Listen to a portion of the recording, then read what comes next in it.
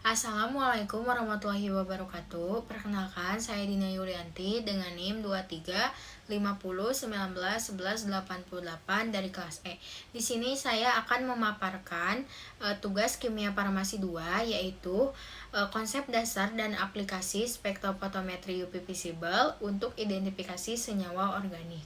Oke, yang pertama itu adalah prinsip spektrofotometri UV visible, yaitu analisis fotometri berdasarkan absorpsi energi cahaya oleh molekul-molekul pada daerah sinar UV dan sinar tampak atau visible. Grafik hasil pengukuran molekul ini dengan spektrofotometri UV visible disebut sebagai spektrum UV visible atau kurva absorpsi radiasi UV visible. Lalu, ada senyawa apa saja yang dapat dianalisis oleh spektrofotometri UV visible? Tentunya, yang pertama, dia memiliki gugus kromofor, dan yang kedua, dia memiliki gugus auxokrom. Apa itu gugus kromofor? Yaitu sistem atau gugus atom yang menyebabkan terjadinya absorpsi radiasi pada daerah UV visible akibat transisi dari pi menjadi pi bintang dengan panjang gelombang di atas 200 nanometer.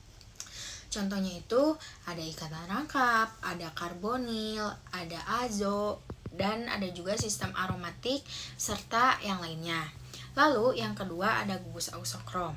Gugus auxokrom adalah sistem atau gugus atom yang menyebabkan terjadinya absorpsi radiasi pada daerah UV visible akibat transisi N menjadi sigma bintang dan N menjadi pi bintang dengan panjang gelombang di atas 200 nanometer. Contohnya itu ada OH, ada NH2, ada OCH3, dan ada COOH. Lalu selanjutnya ada tingkatan energi elektron. Yang pertama itu ada orbital sigma. Orbital sigma yaitu orbital molekul yang terbentuk yang simetris terhadap rotasi keliling ikatan. Ikatan jenuh pada suatu molekul yang tidak mempunyai atom dengan pasangan elektron bebas dibentuk oleh orbital sigma. Yang kedua ada orbital pi. Orbital pi adalah orbital molekul yang terbentuk yang tidak simetris terhadap rotasi keliling ikatan. Elektron-elektron yang menempati orbital ini disebut sebagai elektron pi. Lalu, ikatan tidak jenuh pada suatu molekul yang tidak mempunyai atom dengan pasangan elektron bebas dibentuk oleh orbital pi. Yang ketiga, ada orbital non-ikatan atau orbital n. Jadi, jika dalam suatu molekul orbital atom ini tidak berinteraksi dengan orbital atom lainnya, dengan kata lain, elektron dalam atom tersebut tidak ikut dalam pembentukan ikatan kimia dalam molekul. Atom pada molekul dengan pasangan elektron bebas dibentuk oleh orbital n. Selanjutnya, ada faktor yang mempengaruhi pergeseran panjang gelombang di dalam daerah sinar UV visible. Yang pertama itu ada sistem terkonjugasi, yaitu sistem di mana ikatan tunggal atau atom itu dipisahkan satu sama lain dengan satu ikatan rangkap atau tidak jenuh.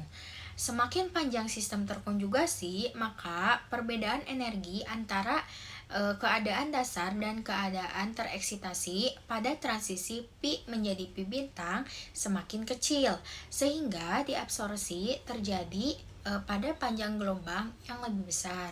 Lalu yang kedua ada pelarut. Jadi pada transisi pi ke pi bintang, pelarut polar ini akan menyebabkan pergeseran ke panjang gelombang yang lebih besar atau ke arah batokromik atau pergeseran merah. Lalu yang kedua, pada transisi N ke pi bintang, pelarut polar ini akan menyebabkan pergeseran panjang gelombang ke arah yang lebih kecil atau hypsokromik atau pergeseran biru.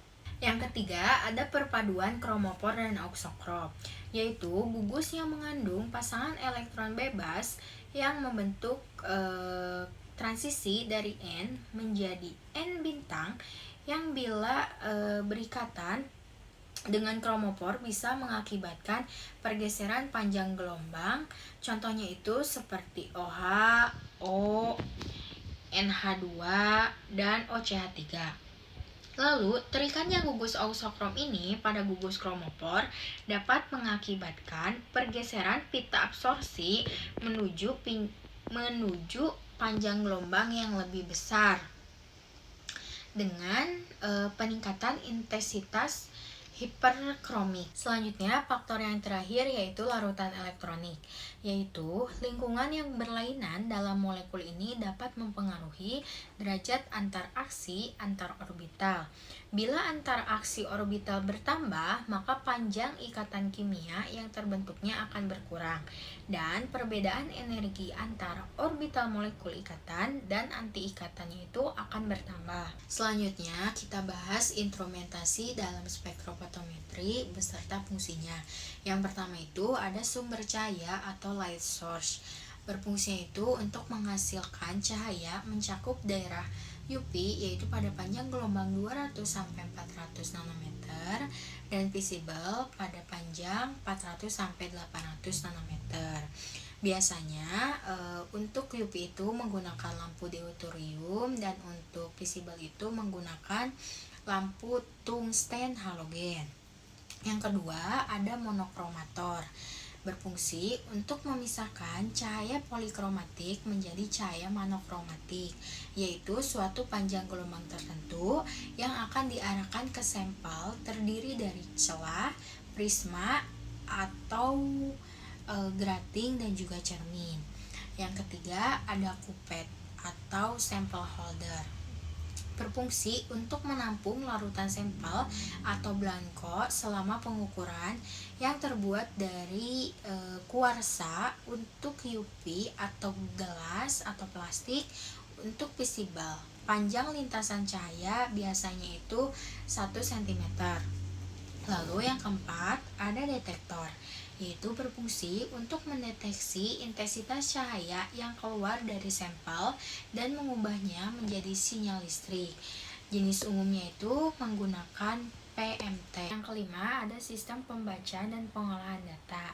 Berfungsi untuk mengubah sinyal listrik dari detektor menjadi data absorbansi atau transmitasi, lalu menampilkannya di layar atau mencetak hasilnya dalam bentuk spektrum. Yang kedelapan ada cermin dan celah optik. Berfungsi untuk mengarahkan dan memfokuskan cahaya sepanjang jalur optik agar mengenal kupet dengan tepat dan efisien. Lalu yang terakhir ada sistem pemilihan sinar atau beam system. Berfungsi untuk mengatur mode pengukuran. Yang pertama ada single beam, yaitu 1 jalur sinar, atau double beam, yaitu 2 jalur sinar untuk sampel dan blanko secara bersamaan. Yang selanjutnya ada prinsip analisis kualitatif. Analisis kualitatif ini dilakukan untuk mengidentifikasi jenis senyawa berdasarkan panjang gelombang maksimum atau lambda maksimum dari spektrum serapannya. Setiap senyawa memiliki spektrum serapan khas yang bergantung pada struktur kimianya, seperti gugus kromofor dan juga auxokrom. Lalu ada prinsip analisis kuantitatif. Analisis kuantitatif dilakukan untuk menentukan kadar atau konsentrasi suatu zat di dalam larutan. Pengukuran ini dilakukan pada lambda maksimal senyawa karena di titik tersebut sensitivitas pengukuran paling tinggi dan hasilnya itu paling akurat. Selanjutnya ada kelebihan metode spektrofotometri UV visible. Yang pertama, sensitif dan akurat, yaitu dapat mendeteksi zat dalam konsentrasi yang sangat kecil. Yang kedua, cepat dan mudah. Artinya, pengukuran ini dapat dilakukan dengan prosedur sederhana dan juga waktu yang singkat. Yang ketiga, yaitu sangat selektif. Artinya, dapat memilih panjang gelombang spesifik sesuai karakteristik zatnya. Lalu, dapat digunakan untuk analisis kualitatif dan kuantitatif. Yang terakhir adalah kekurangan metode spektrofotometri UV visible. Yang pertama, hanya dapat mengukur senyawa yang memiliki gugus kromofor dan auxokrom saja. Yang kedua, sangat cocok untuk sampel dalam keadaan tunggal. Baik, terima kasih atas perhatiannya. Mohon maaf apabila ada kekurangan dan kesalahan kata. Terima kasih. Wassalamualaikum warahmatullahi wabarakatuh.